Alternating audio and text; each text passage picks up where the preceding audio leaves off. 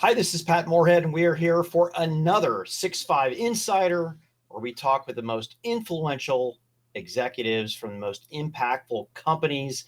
And we are here to talk about the greatest challenges facing data leaders in 2023. I know that's a mouthful, but it's not enough, though, for Daniel Newman here, my amazing co-host, because he understands this stuff. Daniel, how you doing, buddy?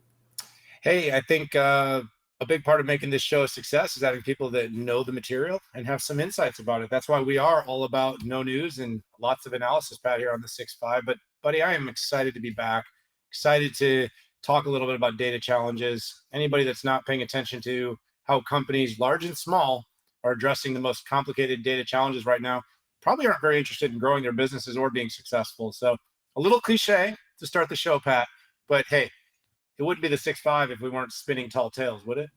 It really wouldn't. But like you said, the best thing about the show is our amazing guests. And I'm going to introduce Otho Lyon. Otho, how are you? I'm doing well. How are you guys doing? Good to see you again. I know that. I know, second or third. Actually, I think this is the third time on the 6-5. And we just Yeah. love having guests back. We just kind of like pick up where we left off. And the last time we chatted, I believe, was in New York at your huge Yep. customer event Yep. that you had. So, listen, Otho, you're on the front lines of Cloudera, and you've got really great insights into some of your biggest customer challenges out there. And you are the data company, Cloudera. Yeah.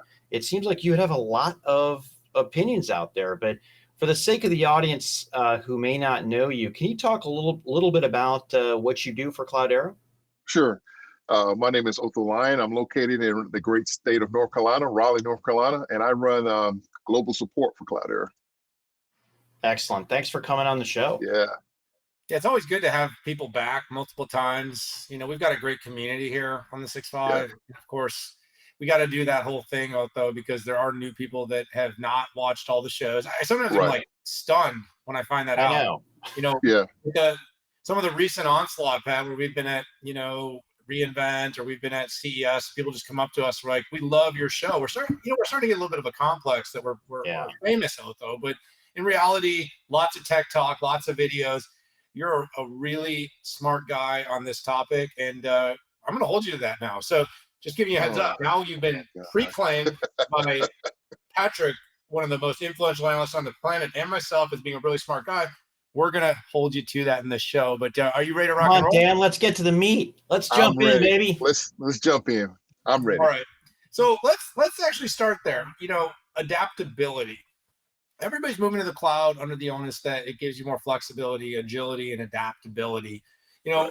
You're talking to the frontline data leaders. You're talking about what these real challenges are for either moving to cloud or hybrid cloud. What are you seeing in terms of changes and challenges inside the organizations as it relates to adaptability? Yeah, great question. It's interesting. The leaders now are trying to adapt to change, right? And obviously the change that they can affect. So these things are starting to happen, whether it's banking, whether it's manufacturing, the financial sectors, you name it. Everybody's having to make adjustments. And the biggest thing is cost, right? Even in Cloudera, we're all looking at cost efficiencies, right? Optimization. And so, Pat, you wrote an article, about Goldilocks. Is it all in on the cloud? Is it all in on-prem? Or is it somewhere in the middle that we play?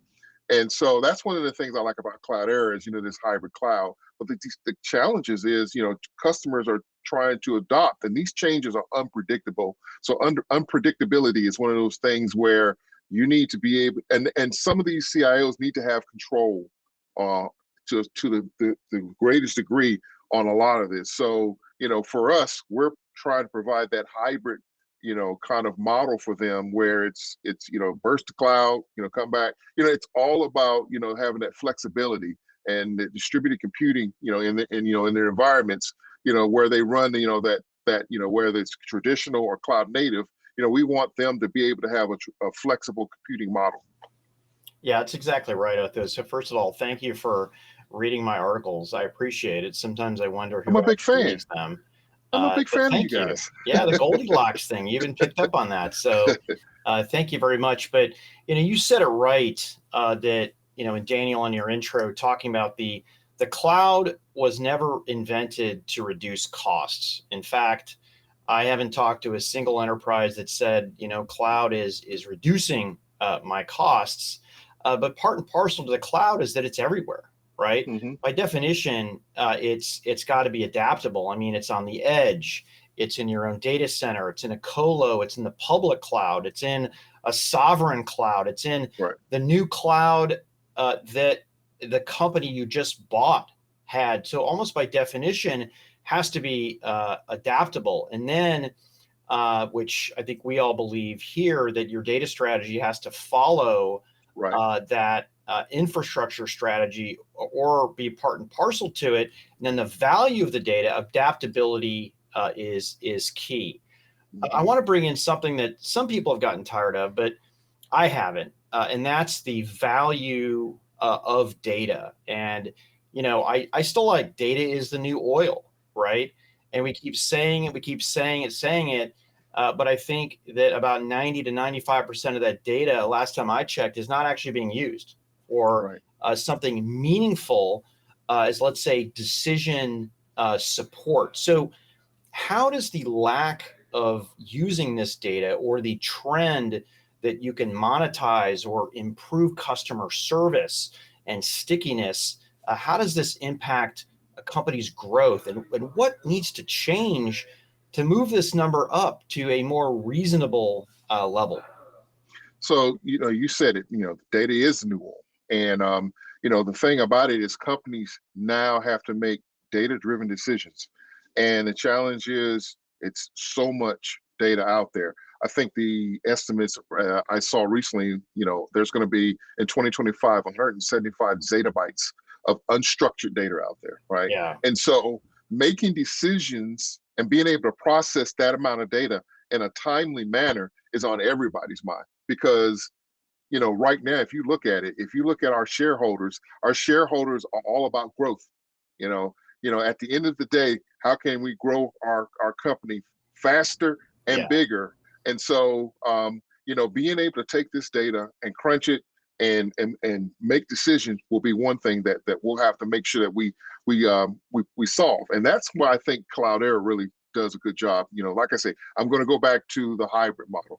Yeah. We are very good at the cost structure, because that amount of data is going to take up a lot of money, a lot of cost, right? You try to do 175 zettabytes in the cloud, you see what happens. You're going to get a real big bill. Now AWS is going to be your friend, but that's okay. Did I say their name? I'm sorry. But yeah, Just getting it there, right? And right. and maybe Yeah. it'll be I forget the name of a snow leopard maybe, but a full Mack truck that you can move your data. So Yeah, so that's critical. So, and then obviously, now, like you say, it's the decision to keep data on prem or in the cloud.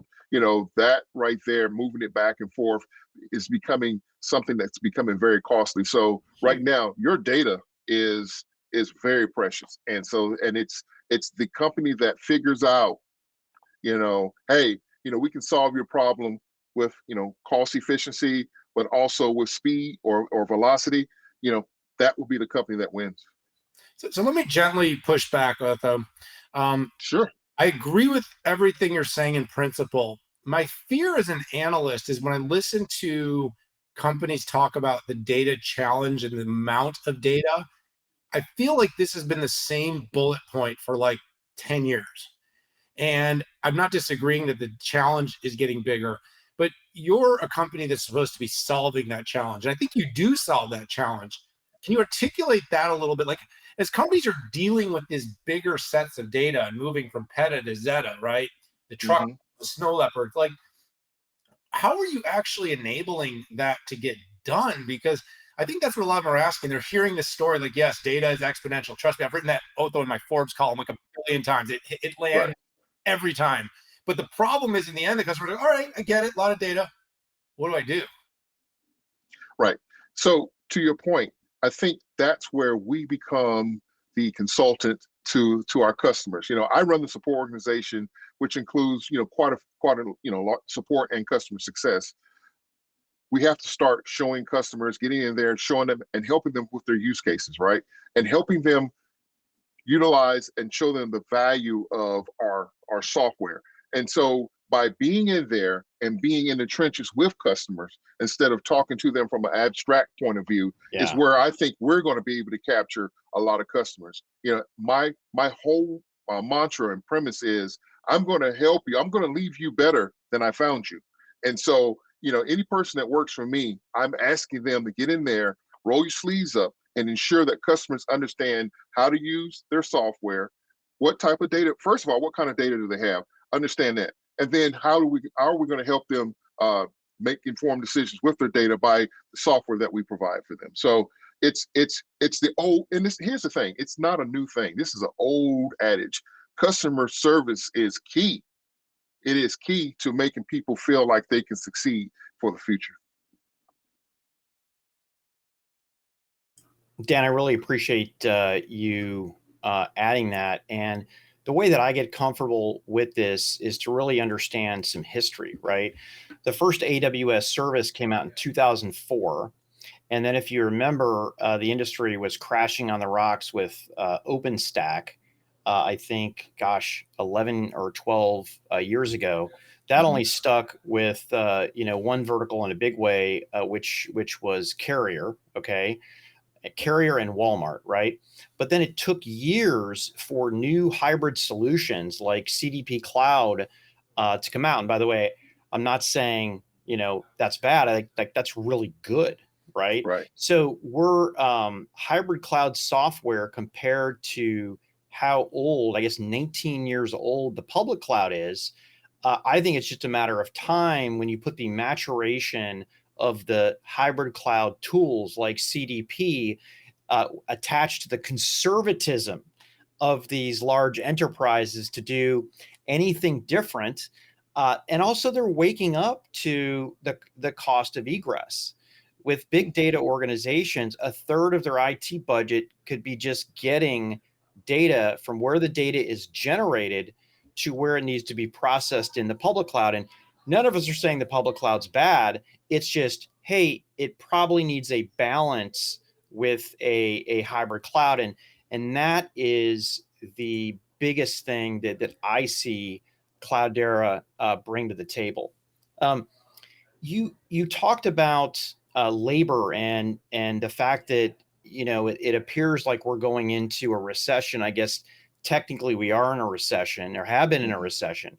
Part of that is labor volatility. I mean, we don't go a day where somebody hasn't announced a giant layoff, particularly in tech now, could spread to the rest of industry. But there still are a lot of jobs out there in the IT sector. In fact, they can't get enough data people out there. And I'm curious, can the job workforce keep up with the demand for data growth?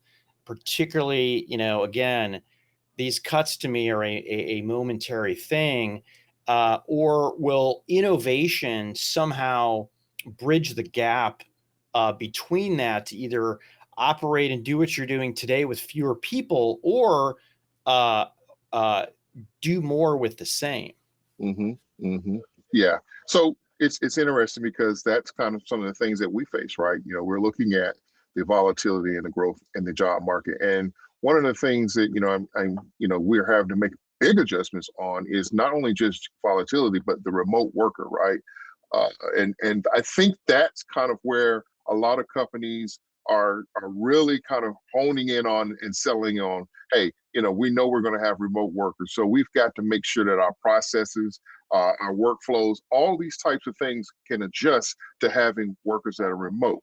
And so I think that's very critical to the people growth. To your point, there are plenty of jobs out there, but not enough people. So innovation is going to be a critical part of this. One of the things I've been doing some reading on, it's this whole chat GPT thing, which is kind of blowing up. And it's like, these are some of the things that maybe you can integrate into, some of the workflows that will help you be able to offset not being able to hire a person. So, the AI ML model is starting to really come to fruition, here in the near term. So I think that's going to be important. So innovation will be something that we'll have to figure out.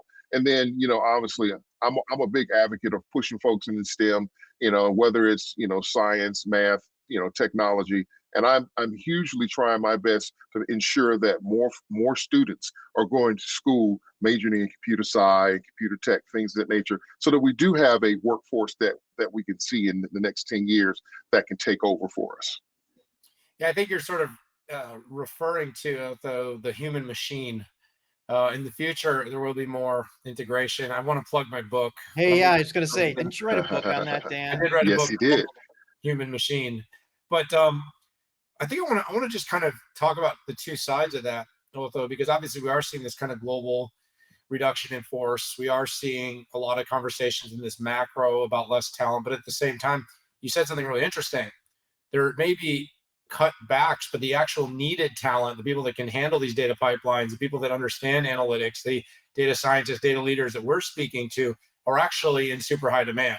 So while you see 3%, 7%, 10% workforce is being cut, those job recs aren't actually, they're not going away. And Right. so what are you sort of recommending? I know I heard one of your good partners, IBM, Arvind Krishna, keeps saying that IT is the most protected line item in any enterprise budget right now. And he also said something along the line of technology will grow 2 to 4% faster than GDP right now. So he's basically saying tech is deflationary. As GDP slows, tech will grow. Data leaders are going to be the most in demand or among the most in demand to enable. So what are you telling your enterprise and your customers about sort of figuring this problem out of the shortage? So, some of the things that we're doing, and to your point, to when you're talking to leaders, hey, you have to change the way you offer your, or let me back up. You have to actually start working with these leaders, and you have to change the way that you approach these new workers today. And one of them is the remote side. I think that's one of the things that is very dear to a lot of these new engineers, is that I like to work from home, but it's easier for me to work from home than to work in an office. I know there's a lot of controversy out there right now with folks saying, well, I want people back in the office, and I'm going to lose that that level of camaraderie. I think there's a balance, and one of the things that we've done is we've got this hybrid approach to getting folks back into the workplace. Right, that's going to be one of the big ones. And I know for me it's a big one. I come in the office 2 days a week, but I also like working from home. So your approach to hiring will have to change, and the profile that you hire will have to change. And we're slowly but surely approaching this. You can hire from anywhere and pay them anything, and that's going to right there is going to attract a lot of engineers coming in, especially when you start looking offshore. We had this mantra of low cost. Now maybe it's no longer low cost. Maybe it's whatever you pay for the best engineer to work for you in your industry. Yeah, it's amazing. There's a couple ways to look at this, the labor challenges, and I have listened to these conversations since the mid 80s, and they really don't change, right? First of all, there's a fear of technology replacing people. I mean, that conversation goes all the way back to the wheat thresher, Right. right? Yeah. And the Industrial Revolution, and how it brought people from farms into the city. And the conversation we're having now is, will technology replace people? But the irony here is we can't get a lot of people to do a lot of the jobs. I mean, we're talking about layoffs, but the frontline workers and the amount of programmers and data science experts that are out there. So that's the weird dichotomy here. So I actually think the industry, what it's doing is it's just reacting with automation. And Right. again, same, classic argument. Does automation replace people, or is it doing stuff that people don't actually want to do? Right. So Yeah. I don't think that's going to be going away anytime. All I know is that the last 12 times we did this test since the Phoenician era, it has not wound up with people having less work to do. Right. And it was funny back even 50 years ago. The theory was that we were going to have a 20-hour work week, but what we actually did is we filled that time with, guess what, more work. So, Yep. anyways, I'm sure for the next 50 years we will be debating that. I want to get a little bit more literal here, and I want to align ourselves with CDP. Otho, you've talked about, we talked about adaptability, we talked about data being the new oil, people aren't using it. We talked about the labor market volatility. How does CDP, like, what are you offering for customers, and how do they get engaged? How do they kick this off? So, for us, I think it comes with, that the initial contact is for myself is just a general conversation. I mean, I tell you what's interesting.